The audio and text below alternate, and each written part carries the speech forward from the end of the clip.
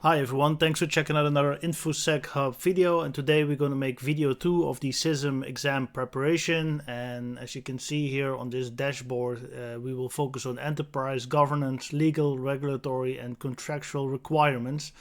So let's dive into here. We have 23 questions. New regulatory and legal compliance requirements that will have an effect on information security will most likely come from, let's see, compliance, legal compliance, corporate legal officer. I think a compliance officer, but there could also be a legal officer. But compliance together with information security, I have to go for D. And that's incorrect. Okay. Affected departments. All right. The department affected by legal and regulatory requirements, such as human resource department, are typically advised by the you got like departments will check regulatory changes. Okay, I don't follow that, but typically charged to determine compliance with internal policies and standards. Okay, are often focused on contractual matters. Affected departments. Okay, see, this is Isaka, and okay, so continue. Which of the following choices is the most important consideration when developing the security strategy of a company operating in different countries? The most important consideration: diverse attitudes towards security by employees and management. That should be culture. There should be a corporate culture, no matter, time differences and the ability to reach security officer, a coherent implementation of security policy, and this one I think. C, compliance with diverse laws and governmental regulations. Information security, security strategy. Strategy is not. Strategy comes from the company itself, so I think it's C. This is embarrassing, but let's just make those and let me explain why I think it's C. Security policies has nothing to do with regulations of a country in particular, because a lot of countries have different regulations. A security policy should be valid for all companies, no matter where they're located. You have one global security strategy for all people, all entities involved. That's why I picked C.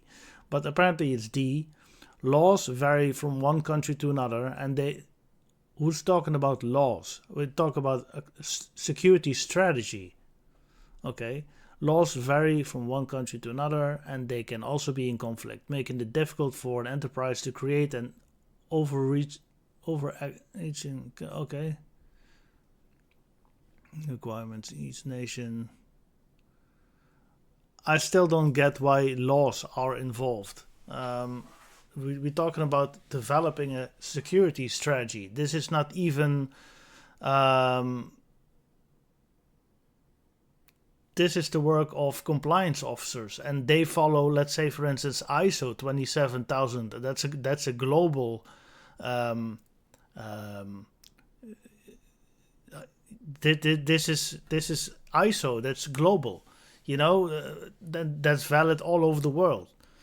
I don't really get it why law is involved. Let's just move on. This is going to be an interesting video, let me tell you that.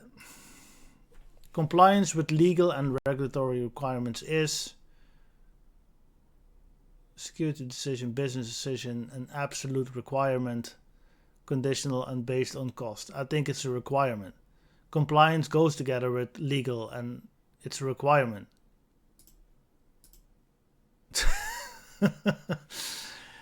The extent of compliance with legal and regulatory is a business decision that must be made by senior management. Yeah, okay. Legal and regulatory requirements are no different from another requirement for the purpose of risk assessment and decision making. Each legal or regulatory requirement is evaluated in the context of the risk posed by failure to comply.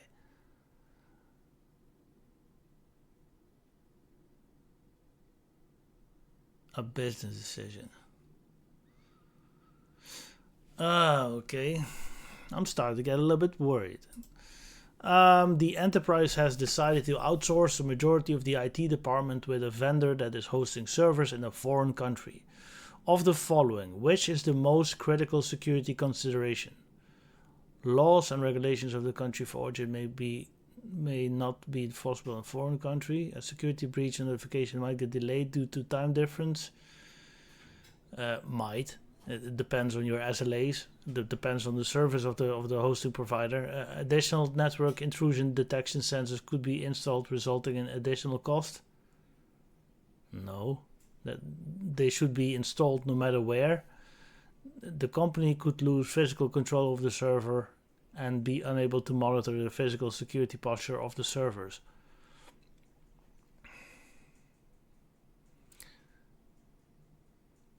Well, I think because of the time difference, there might be a delay on notifications when there's a security breach.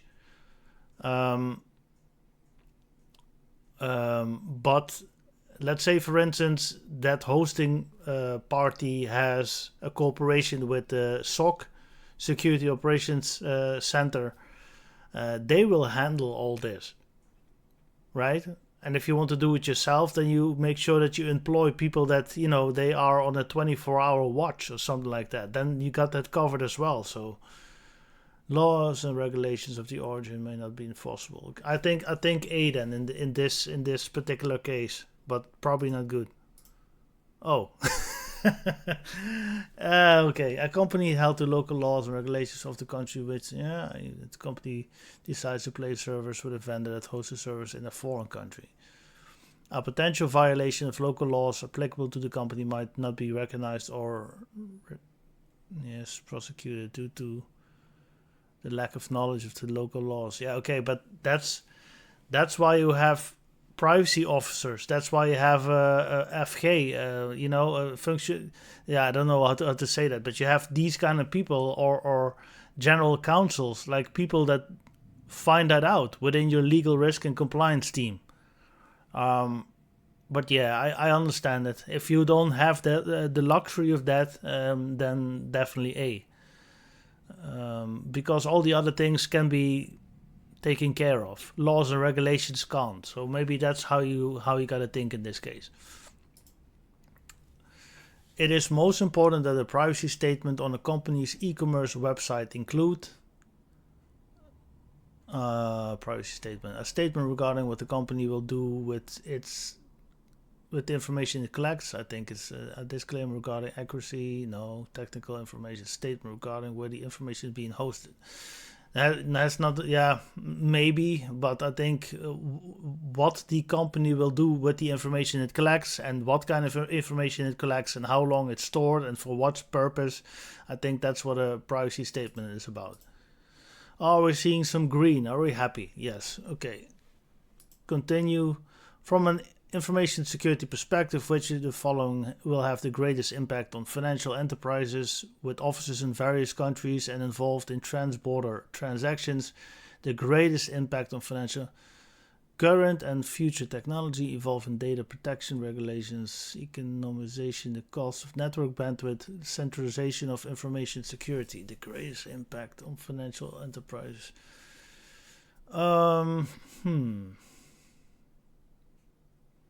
Various countries involved in data protection, economic.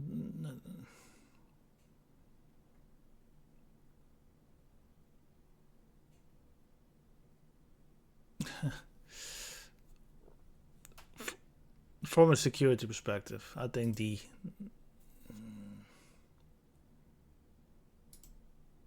B, information security. Oh, the regulations. Yeah, of course, laws again. Yeah, okay, they really focus only on that. Information security laws vary from country to country. An enterprise must be aware of and comply with the applicable laws. Okay, so it's about regulations again and not about the other thing. Okay, got it. Next. The primary concern of an information security manager documenting a formal data retention policy is general accepted industry practices here. I think it's law and legislations. Data retention, it's also it's stated in the law what type of data should be stored for how long, how it should be handled, all that kind of stuff. It's already they already have policies for that, like GDPR, for instance, in the European Union. So I think it's C. See, this all focuses on the law and regulations. I got it. Continue. Which of the following represents the major focus of privacy regulations? Human rights. Which of the following represent major focus of privacy regulations? I think personal PII, personal identifiable information. PII. That's how I think it's D. Yes. No. Okay. Protection of identifiable personal data is a major focus of privacy regulations such as the Health Insurance Portability and Accountability Act, HIPAA, which is it's for healthcare in the United States. Here in the Netherlands we have NEN, which is a Dutch kind of. We copy ISO 27001 and we made a Dutch variant for the healthcare sector. So that's what we have here, and that's actually what I'm working in right now.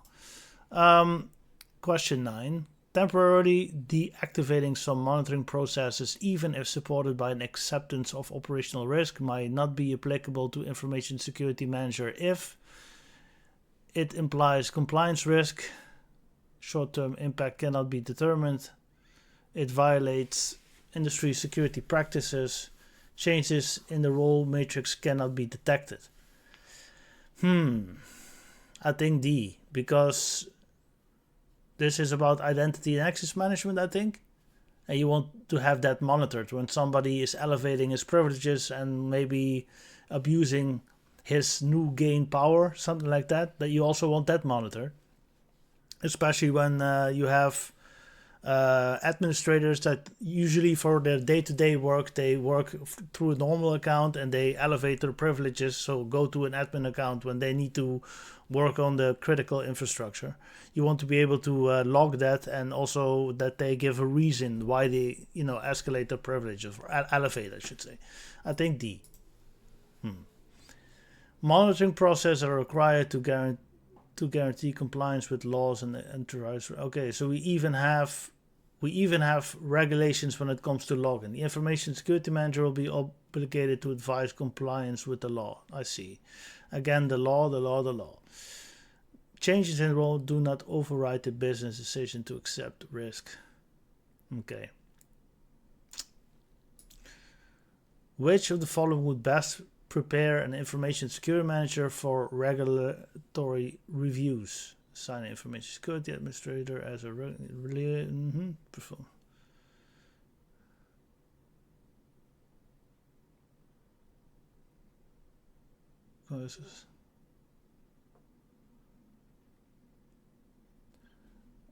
D. B. Self-assessment. Provide the best feedback on level of. Okay. What must change management achieve from risk management perspective? Must be operated to ensure that security is maintained. It must be overseen by the steering committee because of its importance. Change management.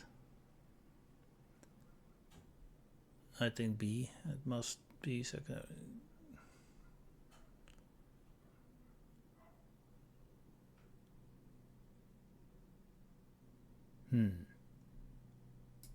Then I say D.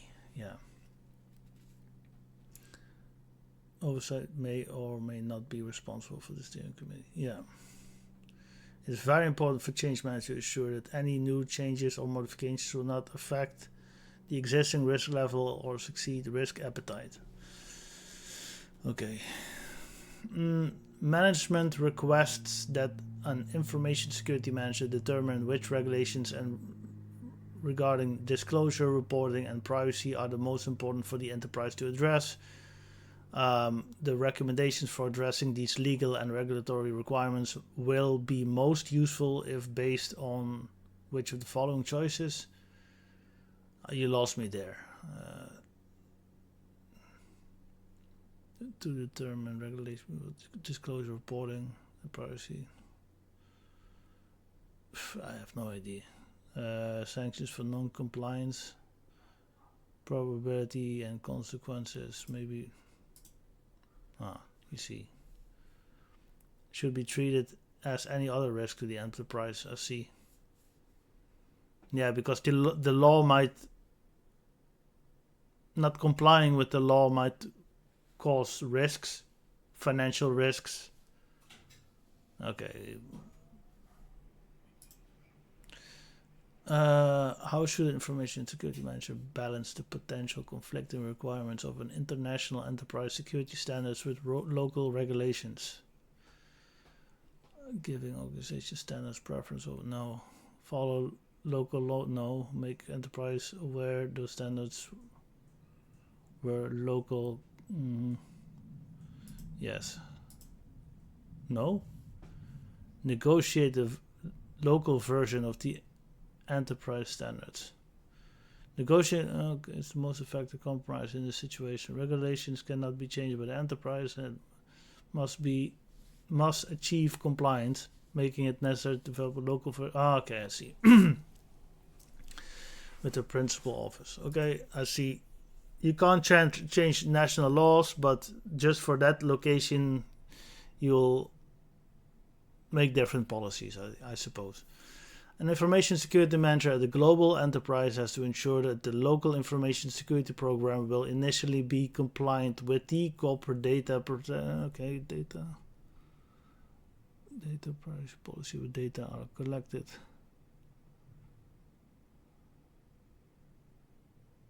Will initially as a subsidiary, the local entity will have to ensure that it complies with local law of the land. I see. So it has nothing to do. What did I say? C. Yeah. Now we talk about the headquarters country. That's stupid answer, indeed. So data policies where data are collected. Yeah. Where the data is collected. I see. Moving on. It's not going too well. Retention of business records should primarily be based on retention of business records. Business strategy. It has to do. You have to comply with the law when it comes about this, I think. Yeah. You see, this is all about the law, following the law, and yeah. I see the silver lining. That is true. The most important component of a privacy policy is notifications, liability, standards. Liabilities, warranties, notifications. Privacy policy. I think standard. Notification must contain notification requirements in an event of. Okay. What activity should the information security manager perform first after finding that compliance with a set of standards is weak? Modify policy to address the risk. Increase. I would say B. D. Perform a risk assessment.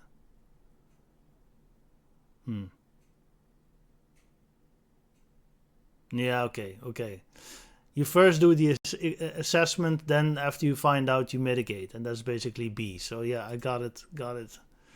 Which of the following is the most important consideration when securing customer credit card data acquired by a point of sale cash register? Securing.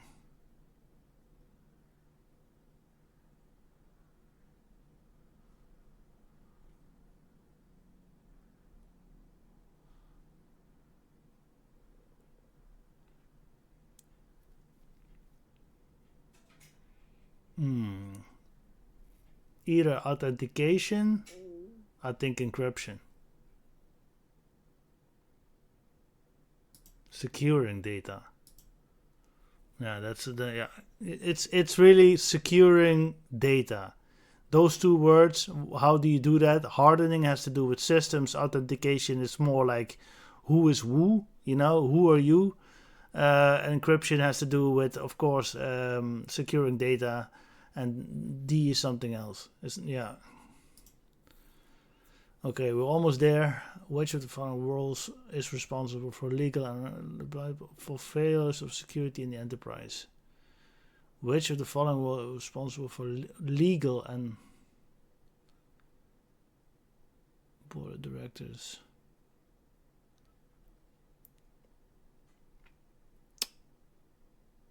I would say B, but the end responsible for privacy and security is the board of directors or senior management. Those are like at the top of the food chain, and they are ultimately responsible. But I think in a day-to-day job, I think it should be B when we talk about legal and regulatory shit again. So no. See, the board of directors. You see, the ultimately responsible. I even said it, so it should have been C. Got it. Okay, 20 laws and regulations should be addressed by the information security manager to the extent that they impact the enterprise by implementing international standards, but develop policies that address the requirements.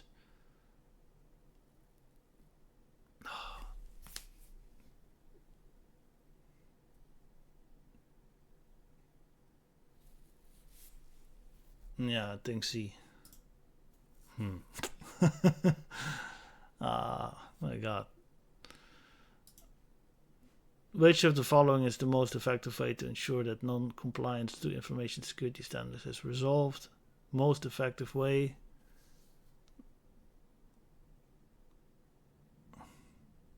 Non-compliance.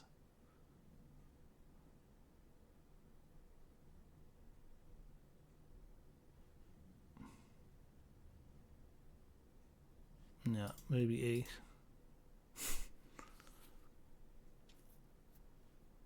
Can be effective, but only when combined with reporting.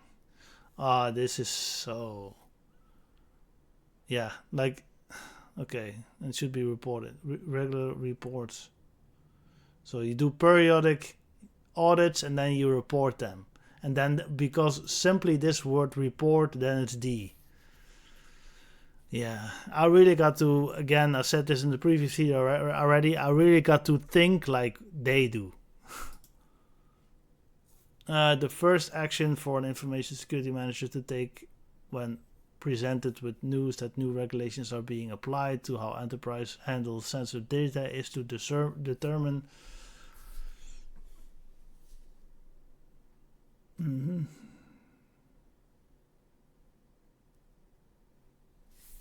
No, I think A. You should do an investigation. Okay. Thank you. Last one. An enterprise has to comply with recent published industry that have high implementation cost. What should do first? Yeah, I think perform a gap